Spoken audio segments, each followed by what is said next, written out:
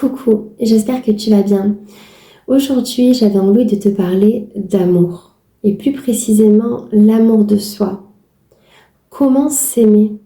Comment s'aimer soi-même? Comment s'accepter? Comment devenir sa meilleure amie? Comment apprécier le temps qu'on passe avec soi? Comment apprécier la personne que nous sommes intérieurement et extérieurement? Je vais commencer par une définition que j'ai trouvée de l'amour. Aimer, c'est avoir pour quelqu'un de l'affection, de la tendresse ou de la passion. Est-ce que toi, au moment où je te parle, du coup, tu te reconnais dans cette citation? Est-ce que tu as de l'affection, de la passion, de l'amour profond, de la tendresse pour toi-même? Ou est-ce qu'au contraire, tu es dans un déni de toi, dans une frustration quand tu te regardes, un dégoût parfois? Et si oui, il est temps. Il est temps d'ouvrir les yeux et il est temps de s'apprécier, de s'aimer. C'est la clé, c'est fondamental pour réussir dans la vie. C'est fondamental pour croire en soi, pour croire en ses objectifs. Et c'est crucial pour activer ta magie intérieure. Si tu ne crois pas en toi, si tu ne t'aimes pas, tu ne peux pas reconnaître ce qui est en toi. Et ta magie est en toi. Pourquoi et en quoi s'aimer est à mon sens fondamental. Se donner de l'amour, s'encourager, s'aimer, se faire confiance, se donner confiance, être là pour soi, aller au front pour soi-même, se tenir droit pour ses convictions, droit pour sa personne, pour sa dignité, se soutenir dans son évolution, dans sa grandeur. Si tu ne le fais pas, personne ne le fera pour toi. Et ce, même si tu as eu la chance de grandir dans une famille aimante, une famille soutenante qui a fait de son mieux pour être là pour toi et pour semer en toi des graines d'amour, de confiance. Même si tu as grandi dans cet environnement, aujourd'hui, la responsabilité, elle te revient. Il n'y a que toi qui peux t'aimer, te soutenir et t'amener là où toi, tu veux aller. Il n'y a que toi qui peux faire ce choix. Tu peux rester dans le choix de ne pas t'aimer parce que justement tu as vécu des choses compliquées, tu as eu des traumas, tu as eu une famille qui t'a pas aidé, au contraire qui t'a descendu. Tu peux faire ce choix, mais ce choix il t'amènera pas où tu veux profondément. Ce choix il te laissera où tu es actuellement. Mais maintenant, tu as aussi le choix de grandir, de prendre tes responsabilités, au même titre que les personnes qui, elles, ont été soutenues dans leur vie. Qu'importe ton passé, aujourd'hui tu es un adulte ou une adulte et il est temps de grandir, il est temps d'ouvrir les yeux et de prendre tes responsabilités. Tu n'es plus une enfant. Aujourd'hui tu es une adulte qui va prendre soin de cet enfant intérieur, qui va prendre soin de tes rêves, de ta personne, qui va comprendre, qui va être plein de gratitude, d'avoir la chance de vivre cette vie et d'expérimenter ce qu'on est venu expérimenter ici. Tu as toutes les clés en toi, tu as toutes les possibilités en toi. Le monde est vaste, la richesse de ce monde, la richesse des informations qu'on a maintenant pour s'aider, pour grandir, pour aller de l'avant. On a littéralement le monde entre nos mains, donc on n'a aucune excuse. Maintenant, la responsabilité te revient.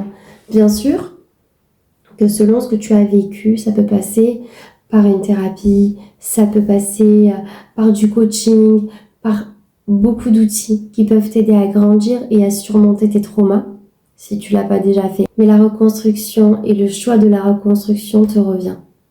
Et c'est à toi de prendre cette décision.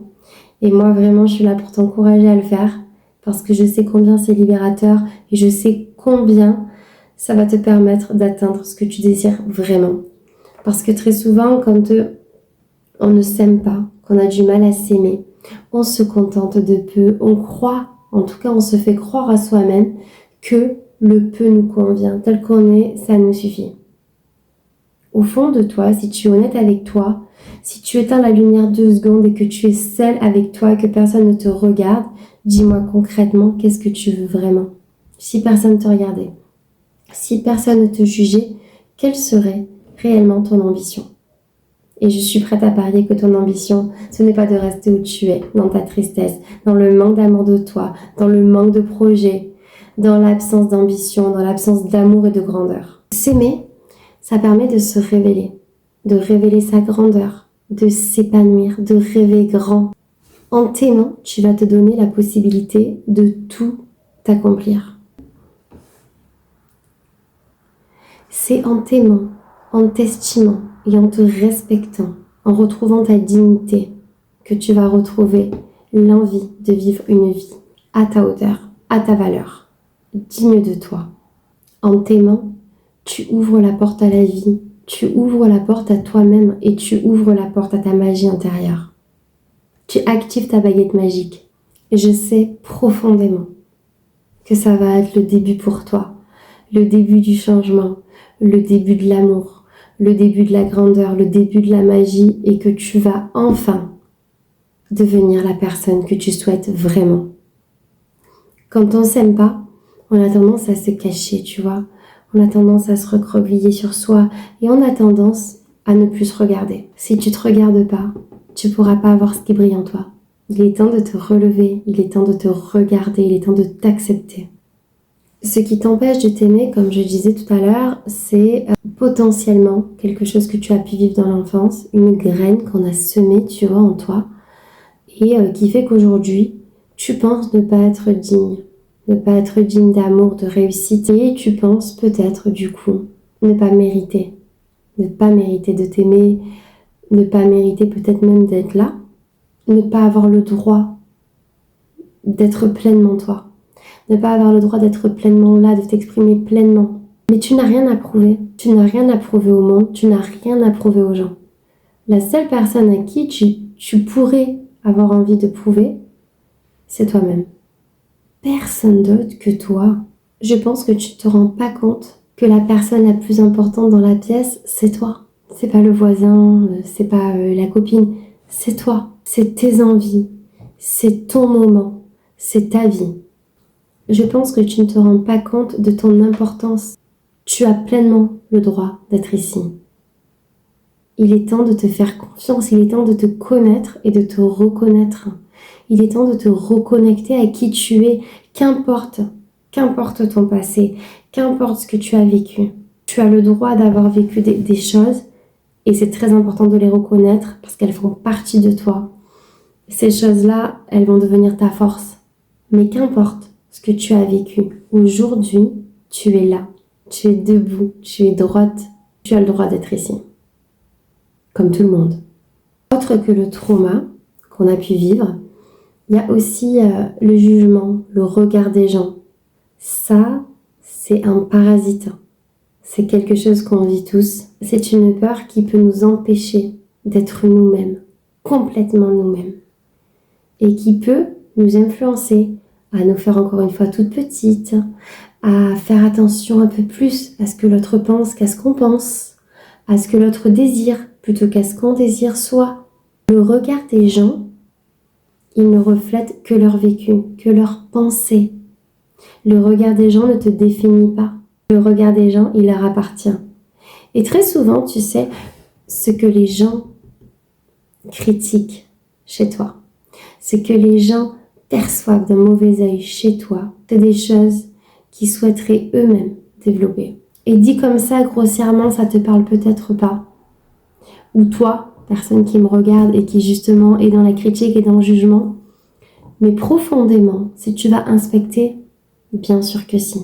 Et nous-mêmes, chaque fois qu'on peut critiquer ou qu'on sent que quelque chose chez quelqu'un nous démange, c'est parce qu'en réalité, ce trait de caractère qu'on voit, on a quelque chose à régler avec ce trait de caractère, pas avec la personne en elle-même, parce que la personne, c'est qu'une personne comme toi et moi, ok? Mais cette personne, avec ce trait de caractère, vient révéler quelque chose chez nous, soit quelque chose qu'on n'a pas réglé dans notre vie, soit quelque chose qui nous inspire en réalité, qu'on aimerait. Parfois, on aimerait avoir aussi ce trait de caractère. Tu vois, admettons qu'il y ait une personne dans ta vie qui est complètement je m'en foutiste, égocentrique, et que du coup, on trouve ça pas bien. Et c'est quelque chose qui nous écarte un peu chez cette personne, mais peut-être qu'en réalité, c'est quelque chose qu'on admire aussi, cette capacité justement à être égocentrique et à penser à soi avant de penser aux autres. Nous, on le vit de façon violente et de façon brutale parce que nous-mêmes, on s'empêche, parce que c'est mal de penser à soi, c'est mal de ne pas faire passer l'autre avant soi. En tout cas, c'est des choses qu'on nous a appris, c'est souvent des choses qu'on nous a appris dans notre éducation. Et du coup, on n'arrive pas à s'en sortir. Et de voir une personne qui n'est pas du tout dans cette case-là, parfois, ça peut nous titiller. Donc, dis-toi que le regard des gens, c'est pas toi qui critique. C'est un trait de caractère que tu as, c'est quelque chose que tu oses faire, c'est une partie de ta personnalité peut-être. Mais ce n'est pas toi, ta personne dans tout ton ensemble. C'est quelque chose, mais c'est quelque chose qu'ils sont en train de régler avec eux-mêmes. Toi, t'es juste un miroir. Comme eux sont un miroir pour nous. Et ils nous aident du coup à grandir, nous aident à nous nourrir un peu de ce qu'on voit pour travailler sur nous, pour avancer, pour grandir, pour nous épanouir. Ensuite, il y a une chose, quand j'ai regardé du coup la définition de aimer, donc c'est celle que je t'ai dit au début, et quand j'ai regardé la définition de s'aimer soi-même, complètement fou, alors ça disait sentiment de sa propre valeur, synonyme, dignité, fierté, orgueil.